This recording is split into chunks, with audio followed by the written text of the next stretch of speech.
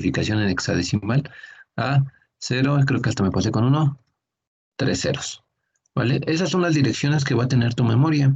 Ahora, al momento en el que se ejecuta tu sistema operativo, pues comienza a hacer uso de esta memoria y lo primero que se va a almacenar pues son todos los archivos necesarios o todos los datos necesarios y las instrucciones para que se ejecute este entorno de usuario como tal, ¿no? Por ejemplo, en el caso de Windows, donde salen tus ventanitas, tu explorador y todo. Y todos estos archivos, pues vamos a suponer que se engloban en un apartado que se va a llamar sistema operativo, ¿de acuerdo? Entonces, sistema operativo al momento que se inició o se arrancó la computadora, se cargó aquí en la memoria. Y al momento que se carga en la memoria, lo que va a decir es, a ver, a mí apártame las direcciones desde la 0, por ejemplo, hasta vamos a suponer que fue la mitad del espacio, ¿de acuerdo? Hasta aquí. Este espacio que se apartó para el sistema operativo pues, se le conoce como un segmento. ¿De acuerdo? Este segmento de memoria, para el caso del sistema operativo, si te estoy diciendo que utiliza la mitad, pues está utilizando 512 direcciones. ¿De acuerdo? En estas 512 direcciones, pues lo que va a almacenar van a ser todo el conjunto de datos y el conjunto de instrucciones que son necesarias para ejecutar este proceso del sistema operativo o estos procesos del sistema operativo. Ahora, la pregunta sería, si comienza en la 0 y utiliza 512 direcciones, ¿cuál sería la última dirección a la que tiene acceso el segmento del sistema operativo? 511.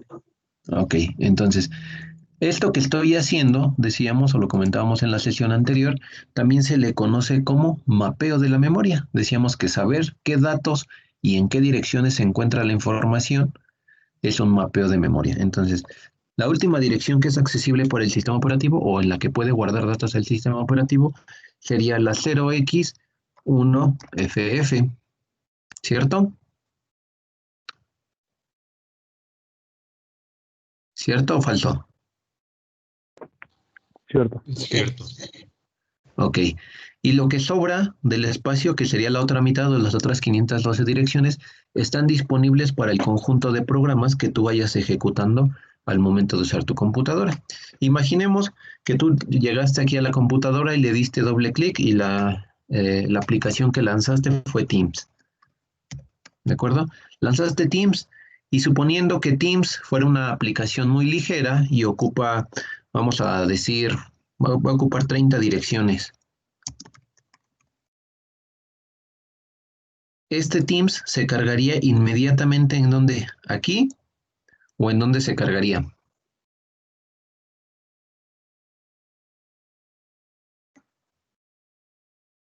Donde hay espacio libre, ¿no? Exactamente, donde hay espacio libre. Si aquí inmediatamente después del sistema operativo tengo espacio para 30 direcciones, aquí se carga. Pero si hubiera el caso que estuvieran ocupadas, vamos a suponer que estuvieran ocupadas por alguna otra cosa o que hubiera un segmento libre ahí de 20 direcciones y no cabe, este se tendría que cargar en un espacio donde realmente quepa. Vamos a suponer que aquí había otros dos espacios, ¿vale? En este de aquí, pues yo ya tenía cargado a Word, por ejemplo, y Word era vamos a decir que era de 100 direcciones. Ocupaba 100 direcciones. ¿Dónde iniciaría y dónde terminaría?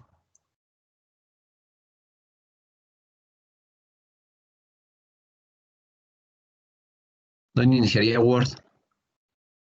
Inicia en el 512. Ok. ¿Y cuál sería el 512? El 0, la posición 0. ¿La posición 0? Ah, caray. Sí, no, sí, No era puede, lo que preguntaba, ¿no? okay, no puede comenzar en la 0 porque la 0 ya la está ocupando aquí en el sistema operativo. Dijimos que llegaba a la ¿qué? A la 512. ¿De acuerdo? Sin embargo, aquí no contemplamos que como se está tomando en cuenta la 0, realmente esta no llega a la 512. ¿A cuál llega? 511. Ok, ¿cuánto sería el 511 en hexadecimal? El 1 y 2 Fs. El 1 y 2 Fs, que es esta que tengo aquí. Entonces, el siguiente, ¿en dónde quedaría? En el 200. Okay, en el 200 en hexadecimal. ¿De acuerdo? Es decir, Word comienza a hacer uso de esta dirección, de la 512, que se representa con la 0x200, y terminaría en ¿cuál? ¿En hexadecimal o Ajá, en decimal? en En hexadecimal. hexadecimal en el 189. 189, que sería ¿cuál? 611. 612.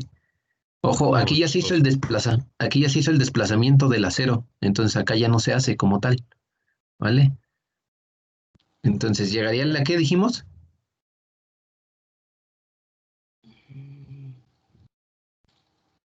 al acero ¿qué? 160 y, ¿qué me comentó? 264. 264. 264. 264. Entonces Word iniciaría en ese segmento en la 200 y llegaría hasta la 264. Aquí hubo un espacio, a lo mejor este espacio era de, vamos a suponer, de 20 direcciones y lo estaba utilizando el bloc de notas, por ejemplo. El bloc de notas. Y tenía 20 direcciones. ¿De acuerdo? Entonces, la posición donde va a iniciar este segmento de datos sería la contigua, que sería la 0x265, y terminaría en ¿dónde?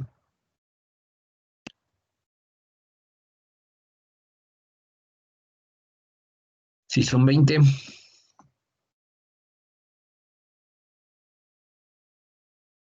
En la 632. Bueno, en decimal. 632, Pero en hexadecimal y en sería hexadecimal 278. 0x278, dice el compañero. ¿Vale? Ahora sí, bien. Entonces, Teams, que fue la aplicación que yo ejecuté, se va a cargar desde la 279, perdón, 0x279, y llegaría hasta ¿cuál?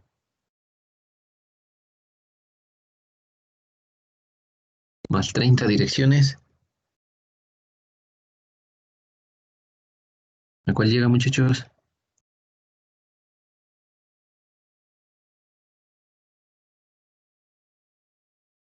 296 en hexadecimal. 296, ¿vale?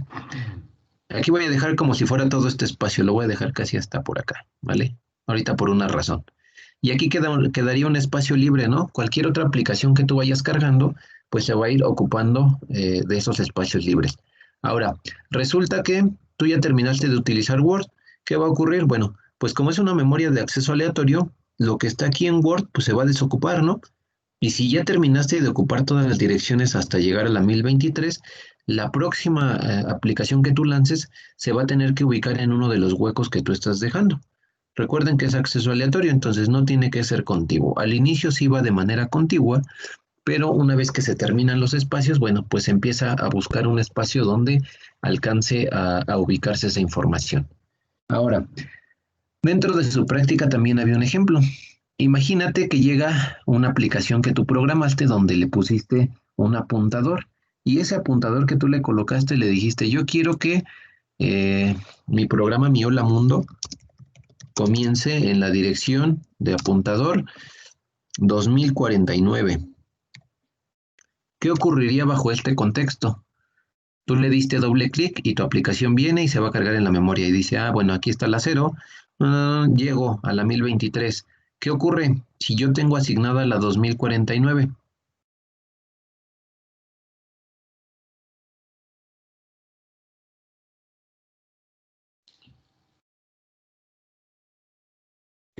No alcanzaré la memoria. Ajá, ¿qué le diría? Pues lo siento mucho, ¿no? No te puedo ubicar en esa dirección que tú traes asignada. ¿Por qué? Pues porque ya no la puedo direccionar. La última dirección que yo tengo accesible o que yo conozco es la 1023. Entonces, aquí hay de dos. La primera es, si el sistema operativo no tiene una forma de manejar el error, pues te va a mandar un pantallazo azul y te dice, adiós, aplicación, no te puedo atender. ¿Por qué? Porque hay un error al momento de la dirección que tú me estás indicando. ¿Vale? Ahora, imagínate que no comienza en la 240, en la 2049, que comience en la 1023, ¿de acuerdo? Pero el espacio que va a ocupar son, vamos a suponer, va a estar muy grande. Van a ser 2000 direcciones. Es decir, toda la información que trae ocupa 2000 direcciones. Va a venir, empieza en la 0, dice aquí está la 0, ya encontré la posición donde me puedo ubicar. Sí me puedo ubicar sin mayor detalle. Nada más que hay un pequeño problema. Una vez que me ubico y que empiezo a expandir mis datos y mis instrucciones, nada más tengo una sola dirección donde me puedo ubicar. ¿Qué va a hacer? Va a buscar espacios libres y lo que va a hacer este Hola Mundo, pues básicamente es dividirse, partirse en dos y ubicarse en diferentes espacios de la memoria. Cuando hace esa parte de partirse en diferentes espacios de la memoria, pues lo que se hace es algo que nosotros conocemos como paginación. Dice Hola Mundo, que comienza en la 1023 y ocupa 2000 direcciones, hace una copia del mismo, ¿de acuerdo? Y le va a decir ahora, soy Hola Mundo, que ocupo 2000 direcciones, pero ya no estoy en la 1023, voy a estar en cualquier otra dirección libre, pero voy a hacer la página 1 o la página 2 de, a lo mejor de 2, ¿no? Página 2 de 2 o página 3 o página 4, así como lo hacemos con los libros, ¿no? Para ubicar los diferentes temas, pues están ubicadas en diferentes secciones o en diferentes capítulos. A ese formato se le conoce como paginación, de tal manera que viene se ubica aquí en esta posición y a lo mejor ya se borró Word o se borró una parte del sistema operativo y la otra página se carga aquí. En dado caso que ya no tenga ningún espacio libre dentro de la memoria RAM, lo que va a suceder con esta paginación es que se va a ir al disco duro, ¿vale? Normalmente, disco duro, te has dado cuenta que te maneja una memoria virtual o un archivo de paginación. No sé si en algún momento se han dado cuenta de eso. Si alguien jugaba videojuegos, en algún momento cuando tú estabas jugando y se terminaba tu espacio de memoria, aquí en la parte de las notificaciones de Windows, por ejemplo, te aparecía un globito y te decía, te estás quedando sin memoria, el archivo de paginación está a punto de llenarse, lo que puedes hacer es incrementarlo. Para los que manejan, por ejemplo, sistemas operativos basados en Linux, no lo maneja como un archivo de paginación, lo maneja como algo que se llama una partición swap. No sé si se han dado cuenta. Un área de intercambio. ¿Qué está pasando? Bueno, pues que dentro de tu disco duro se asigna un espacio similar al de la memoria, donde tengo bien definidas cuáles son las posiciones de inicio y las posiciones finales, para que yo esté intercambiando entre el disco duro y la memoria información, ¿vale? Conforme se va desocupando la memoria, pues lo que hace es cargarse a la memoria y se va intercambiando con las posiciones del disco duro, ¿no? De tal manera, pues que haya una dinámica ahí complementaria, ¿vale? En el último de los casos de que no quepa un proceso, lo único que va a hacer es, bueno, ya no cabe en la memoria, no cabe en el disco duro, pues lo único que va a hacer es lanzarte un pantallazo azul y te va a decir hay un error de direccionamiento y te va a indicar la dirección en donde se está generando ese problema, ¿vale? Esto que yo estoy haciendo aquí, entonces lo conozco de alguna manera como un mapeo de memoria, conocer la información y conocer las direcciones.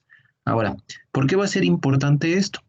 Bien, porque una vez que tú ya entiendes cómo se almacena la información dentro de la memoria, pues estamos de acuerdo que la memoria va a transferir la información ¿a quién? Al procesador. Y entonces en el procesador ahora nos va a interesar algo muy importante. Dice, el procesador tiene una organización que ya veníamos analizando previamente, ¿vale? Y dentro de esa organización ya veíamos que tengo una unidad de control, que tengo una ALU, ya sé qué hace la ALU, ya sé para qué me sirven los buses, etcétera. Ahora, también voy a tener un espacio de almacenamiento dentro de mi procesador. Esos espacios de almacenamiento normalmente se van a conocer como registros, ¿de acuerdo? Y esos registros, bueno, pues van a tener ciertas clasificaciones. Pueden ser registros de segmento, registros de propósito general o registros de función específica, así como registros de estado, entre otros. Dependiendo de la arquitectura que integre mi procesador, pues esta cantidad de registros va a incrementar en cuanto al número de registros que puedo manejar y va a incrementar en cuanto al tamaño de cada uno de ellos. Entonces, lo que puedo definir hasta el momento es que un registro, ¿qué sería? Ya lo habíamos comentado también en algún momento, que era un registro.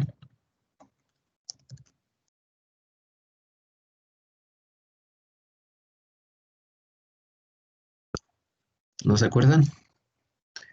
Si viene de la memoria la información y se tiene que ubicar aquí, ¿qué crees que sea un registro? ¿Qué hace la memoria?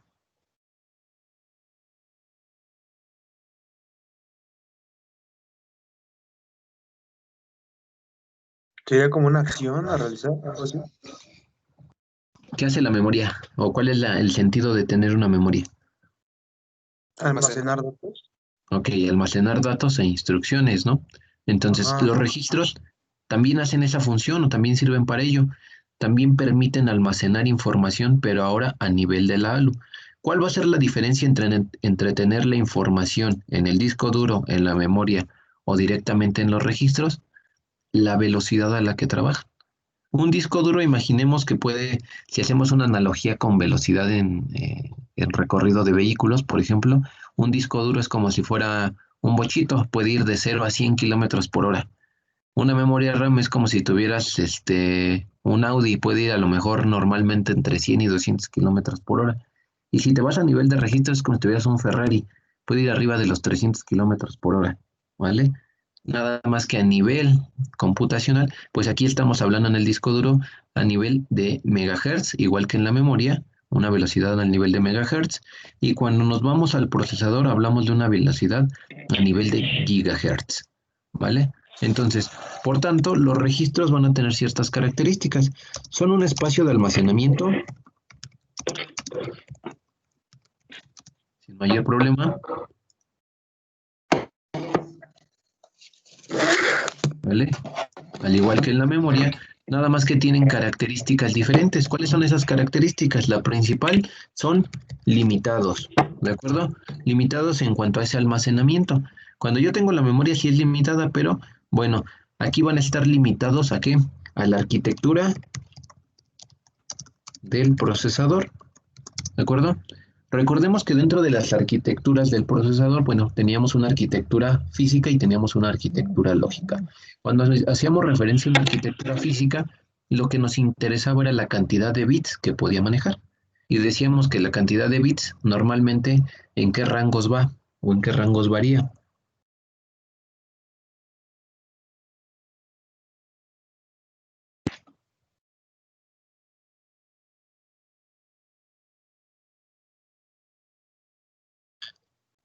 Muchachos, ¿sí están entendiendo algo de lo que estamos platicando o lo que estamos platicando? Si no, para irme más despacio o para buscar otra estrategia de explicarles.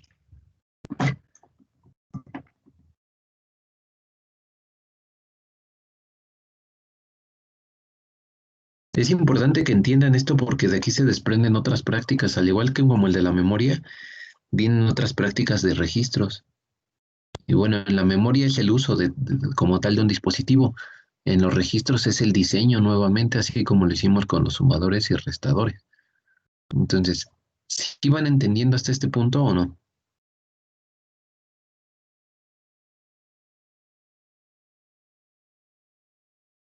Sí, solo que no sé, no entendí bien la pregunta que había dicho al final. Ok. Decíamos que los procesadores tienen una arquitectura y pueden tener una arquitectura lógica o pueden tener una arquitectura física.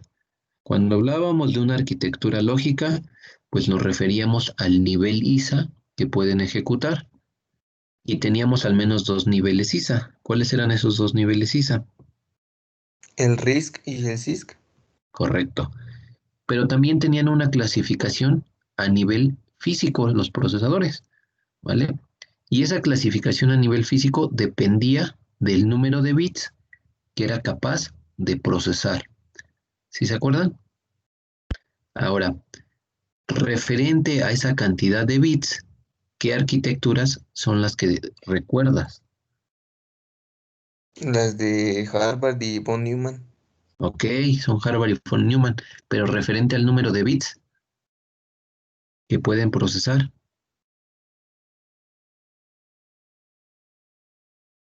Serían las de 64 y 32. Exactamente. Actualmente tenemos arquitecturas de 32 bits y de 64 bits, que es la que pueden atender. Pero si hacemos referencia a este procesador que te estoy mostrando, que es el 8086, ¿de cuántos bits era? De 16, creo. Ok, entonces Al decirte que un registro va a estar limitado a la arquitectura del procesador, quiere decir que si el procesador es un procesador de 16 bits, entonces los registros van a ser de 16 bits. ¿De acuerdo? Y al momento de que yo te diga, se trata de un registro de 16 bits, pues ya te puedes imaginar, ¿no? Cuando hablábamos de la memoria, decíamos, la memoria tiene un tamaño de palabra, y lo que me indica el tamaño de palabra es la cantidad de celdas que integran, ¿qué? Una dirección de memoria, es decir, un registro, ¿no? Ahora, cuando yo hablo aquí entonces de un registro limitado a la arquitectura y es de 16 bits, pues lo que se está generando básicamente, o estos pequeños cuadritos que yo tengo aquí, normalmente van a tener esta estructura, dice. Un registro es un espacio de almacenamiento limitado, ¿vale?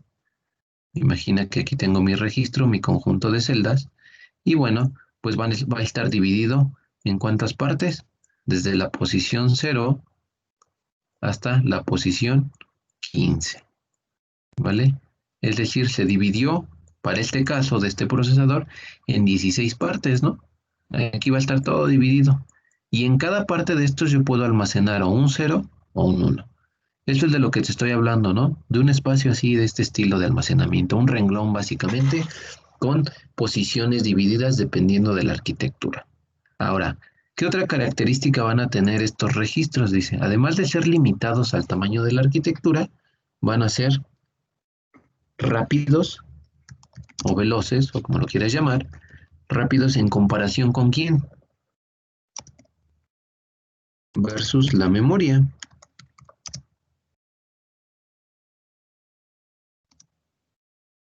¿De acuerdo? Si yo hago la comparación de la velocidad que manejan estos registros para almacenar o extraer la información contra la velocidad que maneja la memoria, pues estos van a ser extremadamente rápidos, ¿no? Refiriéndonos a que este maneja una velocidad en el orden de los megahertz y este una en el orden de los gigahertz. Entonces son miles de millones de bytes más rápidos que en el caso de la memoria, ¿vale?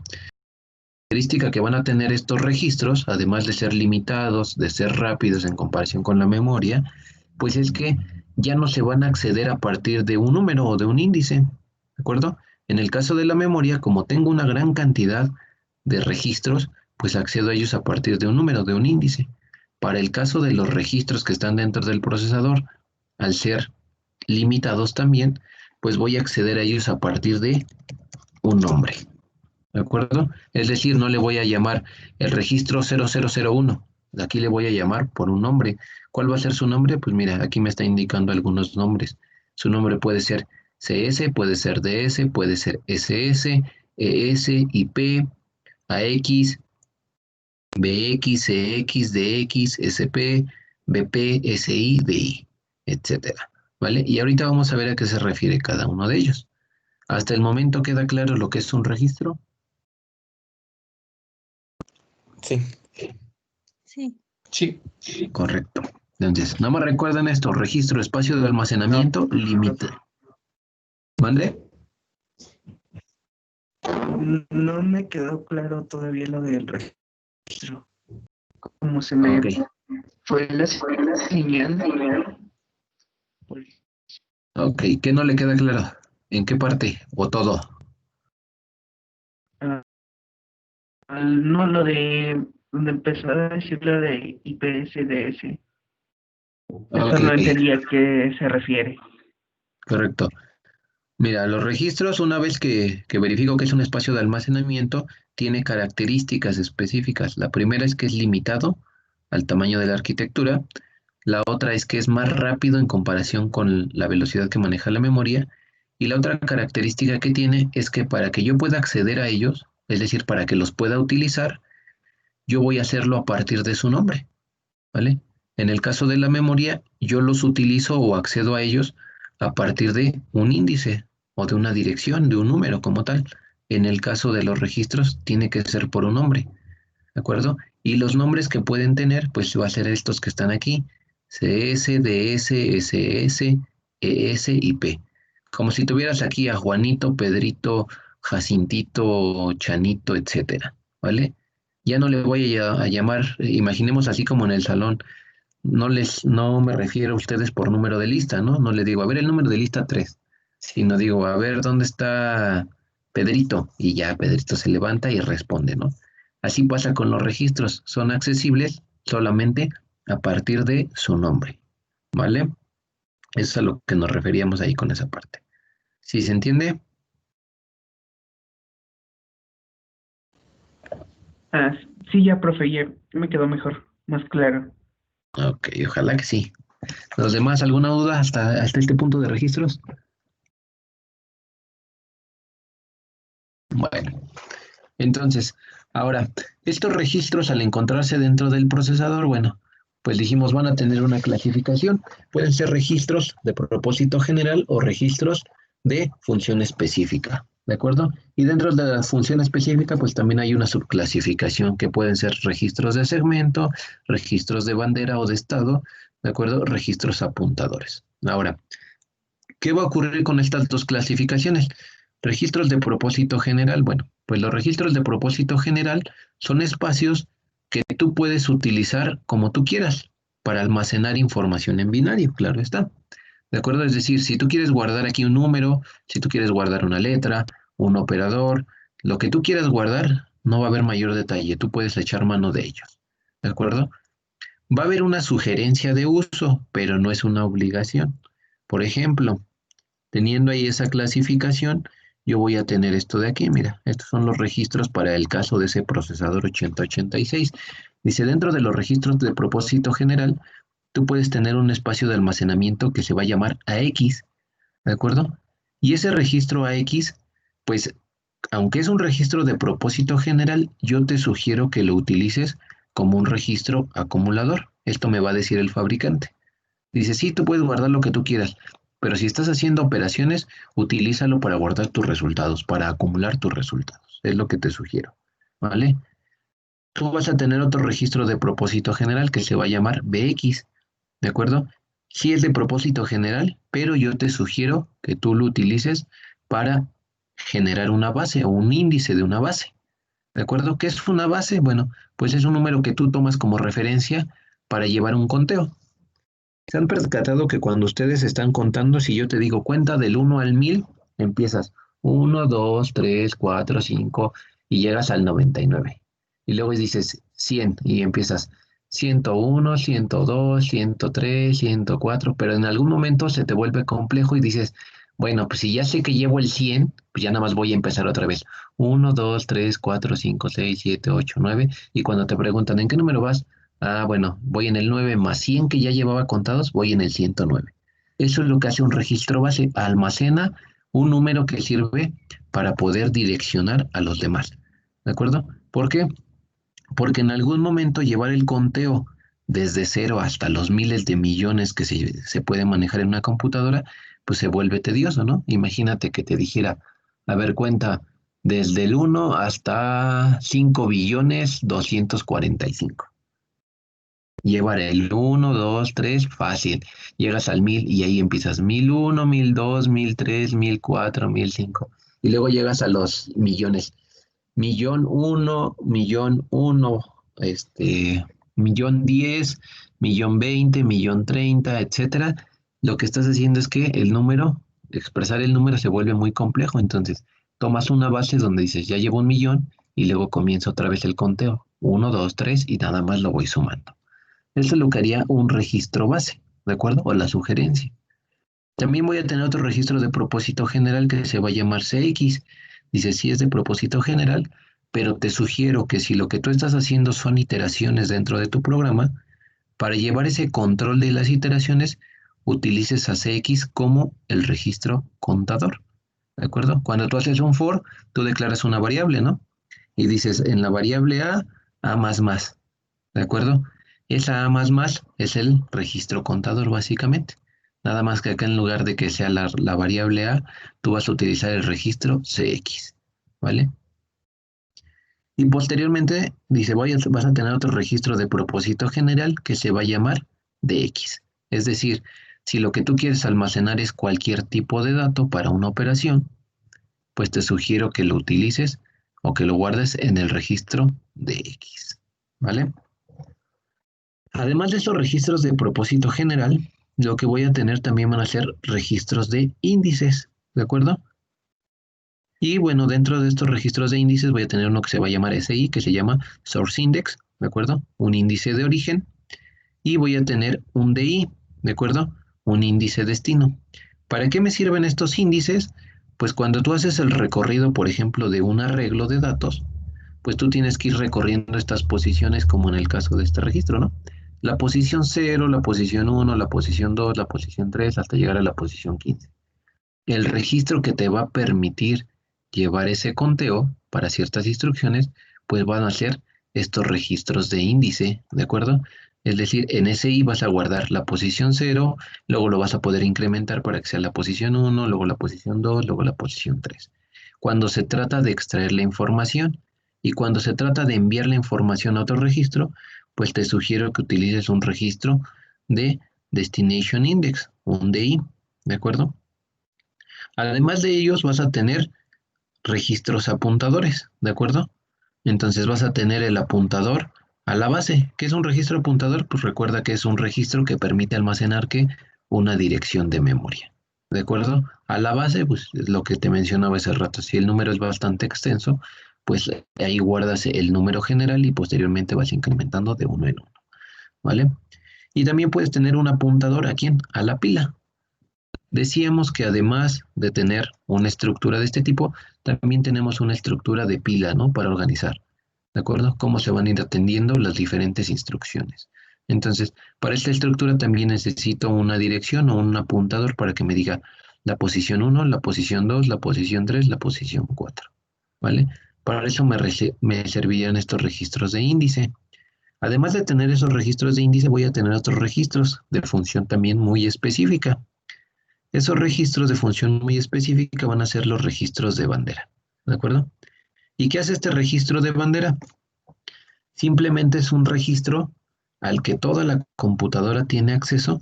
Toda la computadora me refiero a todos estos elementos, en específico la unidad de control, tienen acceso para ir verificando en qué estado se encuentra todo el proceso que está atendiendo. ¿Okay?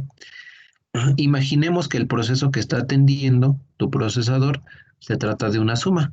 En la suma está sumando 3 más 1, ¿vale? ¿Qué va a ocurrir aquí? Bueno, este registro de bandera va a estar al pendiente de todo lo que tú estás haciendo. Y en el momento que empieza la ALU a hacer 1 y 1, ¿cuál sería el resultado? 0. 0 y 1. Ok, 0. Al momento que se generó este resultado, aquí este registro de bandera se va a percatar que se genera un 0 y tiene un bit que se llama como tal 0, mira, este que estás aquí que se llama Z. Dice, si en la operación que tú estás atendiendo en la ALU se generó como resultado un 0, ¿qué va a pasar? Levanto mi banderita. Al momento de levantar la banderita se activa en 1 y dice, hey, el resultado que se generó en la operación fue un 0. ¿Y para qué le sirve conocer que fue un 0? Pues para dos cosas, dice. Si se generó aquí un 0, lo más seguro es que se generó también otra cosa. ¿Qué es esto que se está generando aquí? El acarreo. El acarreo. Y entonces en ese momento que se generó ese acarreo, dice, si el resultado es un 0, también se generó un acarreo. Y aquí voy a tener otro bit que se llama carry, ¿de acuerdo? Y va a decir, hey, también yo me activo porque se está generando un acarreo. ¿Para qué me sirve que se genere ese acarreo? Para dos cuestiones. Dice la primera, este acarreo se tiene que posicionar aquí y se tiene que generar otra pequeña suma, otra suma parcial. Recuerda que cada uno de estos, en el caso de los circuitos que tiene tu computadora, se trata de ¿qué era esto de aquí? Lo que te permitía sumar en paralelo 3 bits, ¿qué va a ser? Un sumador completo. Un sumador completo. Y aquí va a decir, activa el siguiente sumador completo. Y a ese siguiente sumador completo dile que hay un acarreo de entrada y que probablemente se va a generar un acarreo de salida. ¿Cómo? Pues a partir de estar verificando este registro de bandera o este registro de estados. ¿Vale? En el momento que se genera esto, vuelve a ocurrir la misma situación. 1 y 1, que vuelve a decir 0. Entonces, como ya está activado, pues sin mayor problema sigue estando en 1, ¿de acuerdo? Pero aquí se va a generar otro acarreo, ¿estamos de acuerdo? Y ese otro acarreo que se generó aquí, pues como ya tengo ocupado el acarreo inicial, voy a tener un acarreo auxiliar que que está aquí. Y entonces básicamente me está diciendo, hey, lo que tú estás sumando tiene que desplazarse a otra posición para generar el resultado de la suma y activar el acarreo final. De tal manera que tu resultado va a quedar de esta manera. Y la única manera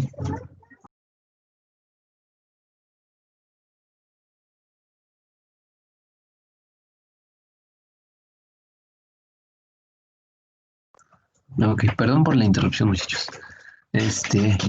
Entonces, se genera el acarreo auxiliar y lo que hace es indicarle que se va a desplazar de alguna manera el resultado, ¿vale?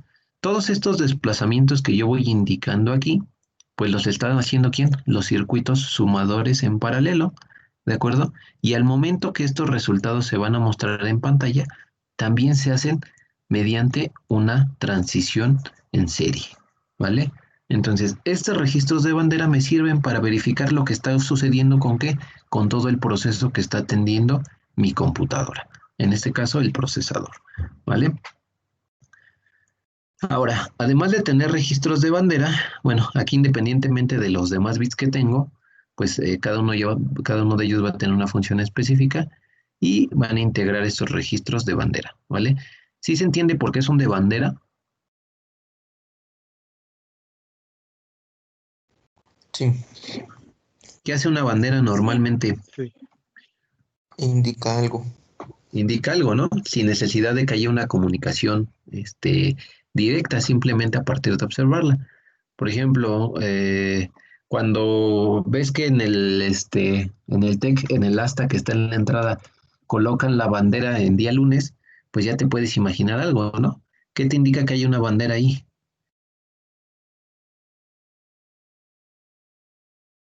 Que esté ahí la bandera de México ondeando. Pues primero te indica que, bueno, se trata de un lunes porque normalmente los honores que se llegaban a hacer eran en día lunes y por consiguiente, pues también te indica que pudo haber sido una fecha especial, ¿no? Pudo haber algún evento de conmemoración y por eso la colocaron. El día que no ves la bandera, pues le dices, pues fue un día común como cualquiera, ¿no? Básicamente.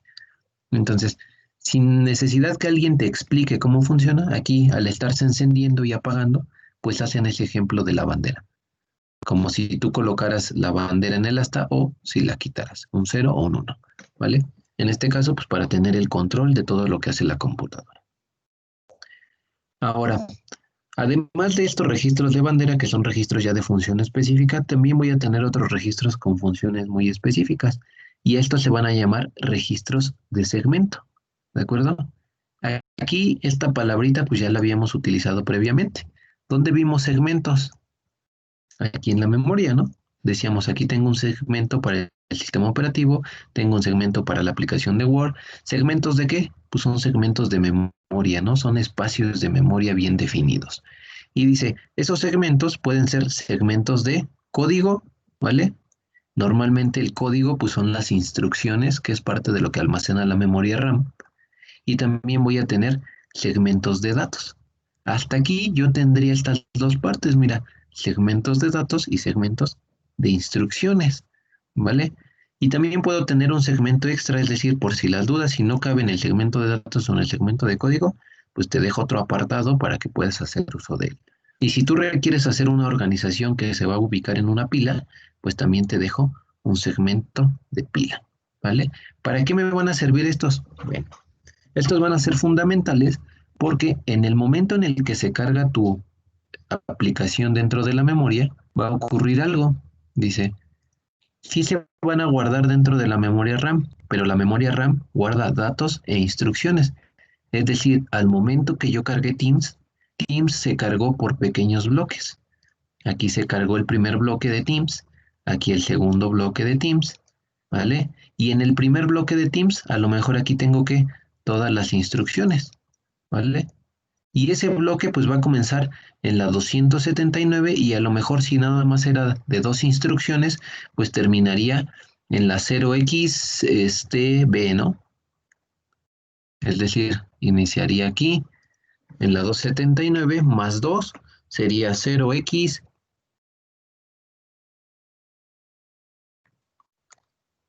2, 7, 9 más 2 pues sería 11, sería la B. Este pequeño segmentito se dividió, ¿no? ¿Para qué? Pues para tener un mejor control.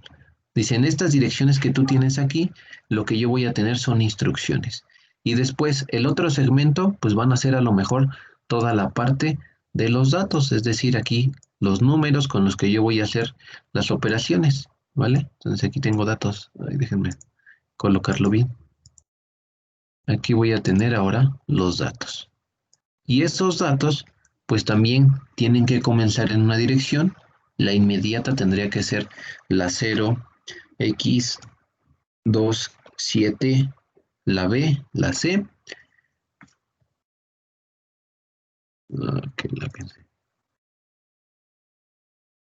La C. Y posteriormente, pues también va a tener una finalización.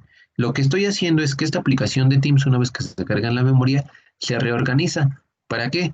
Para que al momento en el que se transfiera al procesador ya no tenga que hacer un procesamiento tan complejo, sino que ya se van a poder dividir las operaciones datos para que sean atendidos. Lo que estoy haciendo es esto, una organización, por eso dice una organización del procesador. Y parte de esa organización es que, pues, acomodar los datos y las instrucciones en los lugares correspondientes, ¿vale?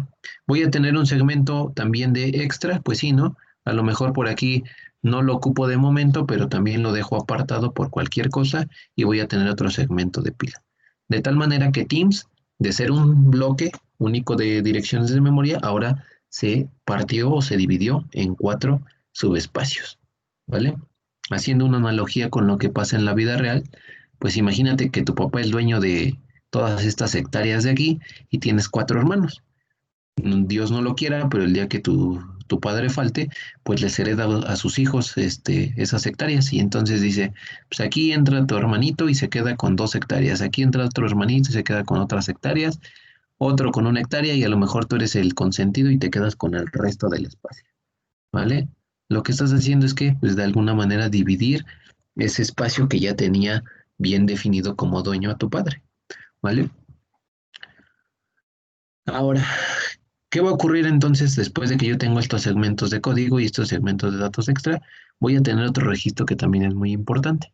Dice, voy a tener un registro que me indica o que me apunta a la instrucción que se tiene que ejecutar, ¿vale?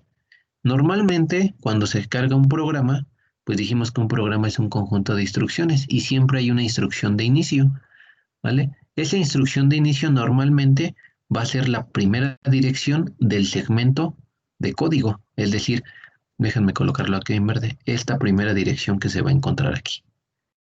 Ahí va a comenzar todo el proceso, ¿vale? Y que yo tenga bien identificado dónde comienza todo el proceso, lo que me va a permitir es llevar un conteo incremental, es decir, si en la 279 se encuentra la primera instrucción, la segunda instrucción, como son contiguas, se va a encontrar en la 27A, por ejemplo, y la última instrucción en la 27B. Cada que yo esté cargando una nueva instrucción, el procesador va a hacer algo que se conoce como ciclo de instrucción. ¿Qué es ese ciclo de instrucción? Pues básicamente buscar que los datos necesarios para ejecutar esa instrucción, cargarlos en los registros pertinentes para que posteriormente se puedan atender. ¿Por quién? Por la ALO. ¿Echando mano de qué? Pues básicamente de los buses para transferirte la información y de la unidad de control para indicarle en qué momento se van a atender las diferentes instrucciones. ¿Vale? Vamos a analizar con más detalle y con un ejemplo cómo es que fluye la información de un programa en específico, ¿de acuerdo? Desde que se carga en memoria hasta que es atendida por la ALO. Pero bueno, pues para ello tengo que tener el conocimiento de cómo se está organizando la información. Primero en segmentos de memoria, después se dividen esos segmentos en instrucciones, datos, pila y segmentos extra para que posteriormente se puedan cargar en qué? En los registros y de los registros puedan ser atendidos por la ALO. En los registros pues voy a tener diferentes tipos de registros, ¿vale? Entonces, ¿qué es lo que van a almacenar aquí estos registros? Por ejemplo, el segmento de código, pues lo que tendría que almacenar es la dirección donde comienza el segmento de código y la dirección donde termina el segmento de código.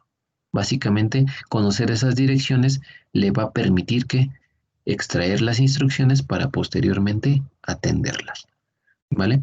Este registro de instrucción lo único que va a hacer, lo que único que va a ir haciendo es incrementarse, llevar un conteo. Dice, si esta es la instrucción 1, pues me incremento en 1 y voy a ir 2, y luego 3, y luego 4, y luego 5.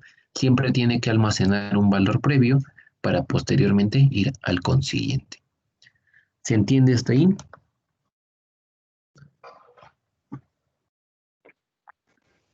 Sí. ¿Seguro? Vale, pues. Sí. Pues si se entiende hasta ahí, ahora, el detalle no es cómo funciona esto, pues esto ya está bien definido.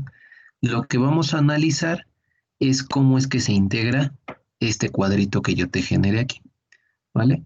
Déjenme, ya no nos queda mucho tiempo, pero más o menos para ir dando una introducción. Les voy a dejar una investigación de todos modos para complementar esto, pero aquí, insertar. Voy a dibujar un registro de 8 por 1, ¿vale? Imagínate que esto que está aquí es el registro.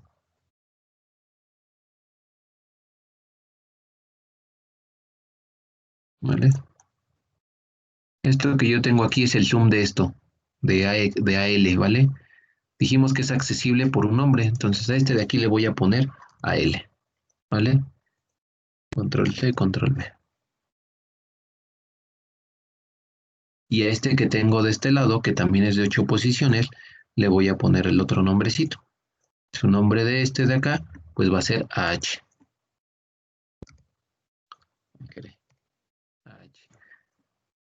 Y cuando se juntan los dos, pues básicamente me están integrando un solo registro. Y ese registro, que lo voy a enmarcar así, todo, ¿sería quién? Pues básicamente este sería AX o el registro acumulador, ¿vale? ¿Qué estoy haciendo? Dice, también a los registros les puedo dar una suborganización, es decir, para no utilizar el registro completo de 16 bits, lo divido en dos partes, una parte alta, el AH, y una parte baja, el AL. ¿Por qué y para qué me va a servir eso? Bueno, suponiendo que el dato que tú quieres guardar en ese registro acumulador es un 3, ¿de acuerdo? ¿Qué va a ocurrir con ese 3? Bueno, ese 3 se tiene que codificar en binario y básicamente te diría 1, 1. Entonces, al momento que tú cargas esto en este registro, sería colocar aquí un 1 y en este otro espacio otro 1. ¿Qué va a ocurrir con el resto de los registros? Pues normalmente se van a tener que colocar en ceros. Y todo lo demás se va a colocar en ceros. Entonces, lo que está ocurriendo es que estás haciendo un desperdicio de espacios, ¿no? Si tú manejas todo el registro para almacenar números pequeños, pues lo único que está ocurriendo es que, pues básicamente desaproveches todos los atributos de estos espacios. Y al ser espacios limitados, lo que tienes que hacer es maximizar la forma en la que los utilizas. Entonces, si se trata de un número, por ejemplo, llega otro número que quieres guardar y ahora el número va a ser el 20, pues esto se tendría que convertir en 1, 0, 1, 0, 0, básicamente. ¿Estamos de acuerdo? 16 y 4, 20. Entonces, llega este 20 y va a decir, híjole, en el registro X ya no lo puedo utilizar porque tú ya me dijiste que guardaste el 3. ¿Qué va a ocurrir? Se va a tener que ir al registro base o al registro de datos. Y al momento ya estoy ocupando 2 registros de los 4 posibles, o sea, casi la mitad de lo que tengo disponible. Para que no ocurriera este error, a alguien se le ocurrió, pues vamos a partirlo, vamos a dividirlo. Cuando se trate de números pequeños, pues lo que hay que hacer es que pues lo dividimos en una parte alta y en una parte baja. Y en lugar de llamarlo a X como tal, lo llamamos a L y a H. Siguen siendo parte de AX, pero es la mitad nada más. De tal manera que en lugar de decir que el 3 se guarda en AH, digo en AX, se va a guardar en AL. Y voy a decir AL es igual a 3 y se va a guardar de esa manera. Y después AH va a ser igual a 20 y entonces en lugar de brincarme al registro BL, lo que voy a hacer es tomar esta posición de aquí y decir, ¿cuántos ceros? 1, 2 y aquí va a ir el 1. Y aquí viene 0 y aquí el 1. Y en un único registro estoy pudiendo almacenar y acceder a dos valores diferentes. ¿Vale? Entonces, esta es una reorganización. ¿Se puede hacer con quién? Con los registros de propósito general. Con los registros que tienen función específica, normalmente siempre se van a manejar en el tamaño de la arquitectura que está indicada. ¿Vale? ¿Se entiende esa parte? Sí. Ok. Me agrada que todos se entienda la primera.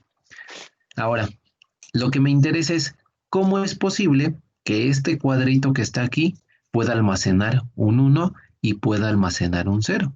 Entonces, lo que yo tengo que hacer ahora es, a ver, vamos a hacer un zoom de lo que tiene esta pequeña celda y vamos a ver qué es lo que contiene en su interior para poder almacenar ese 0 y ese 1. ¿Vale? Y normalmente lo que va a contener aquí en su interior van a ser los famosos flip-flops de los que ya habíamos comentado algo. ¿Vale? Esta va a ser la siguiente sesión. Vamos a verificar cómo funciona un espacio de almacenamiento, ¿de acuerdo? A nivel de circuitería, que es lo que tiene al final de cuentas tu computadora. Ya sé que tiene transistores y esos transistores se agrupan en compuertas y después esas compuertas se tienen que agrupar en un circuito muy específico que es un flip-flop para que pueda almacenar esta información. Entonces vamos a diseñar ahora esta parte de estos registros que puedan almacenar datos. Y además de que puedan almacenar datos, que puedan llevar alguna secuencia de conteo. Por ejemplo, el registro de instrucciones lleva ese conteo secuencial 1, 2, 3, 4, 5, 6. ¿De acuerdo? En algunas otras arquitecturas, este registro también se conoce como registro contador del programa. Y lo único que va haciendo es eso, ¿no? Contar. Llevar el incremento de uno en uno para recorrer todas las instrucciones que tú generaste en un programa. ¿Vale? ¿Algo que quieran agregar o alguna duda que se haya generado hasta el momento?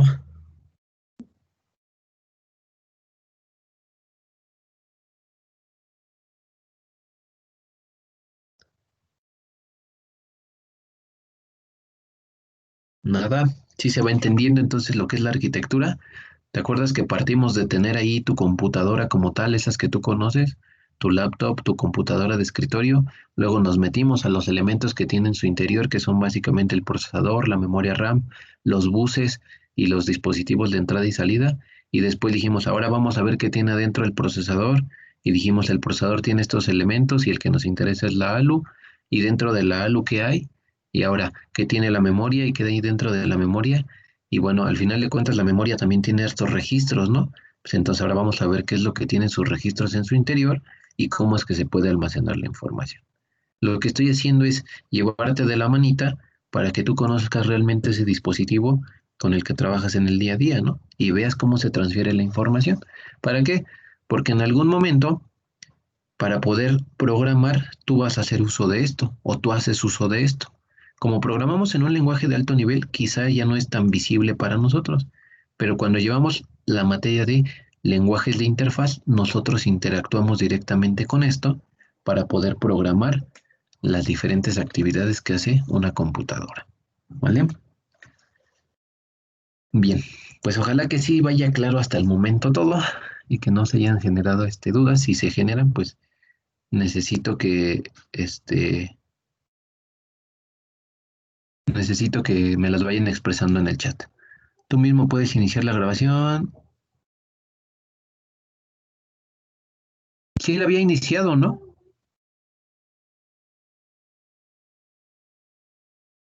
Porque sí, la grabación se ha iniciado.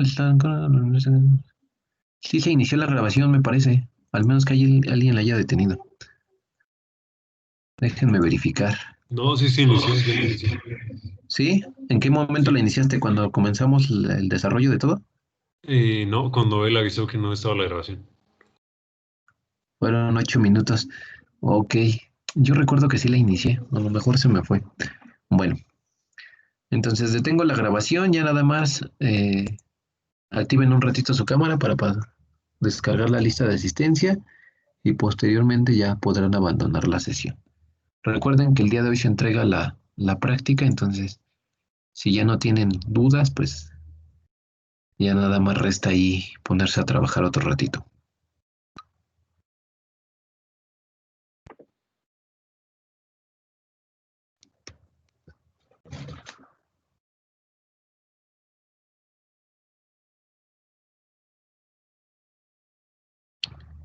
Vale, ya no nos faltan otros poquitos.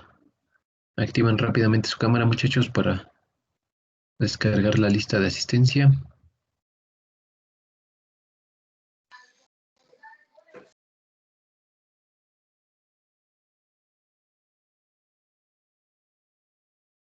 Vale, pues. Espérenme tantito que se descargue. Listo, ya pueden abandonar la sesión. Que tengan un excelente fin de semana, cuídense mucho.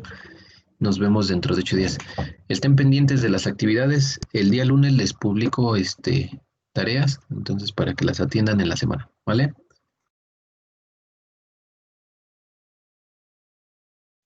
Luego. Profe. Hasta luego, cuídense mucho.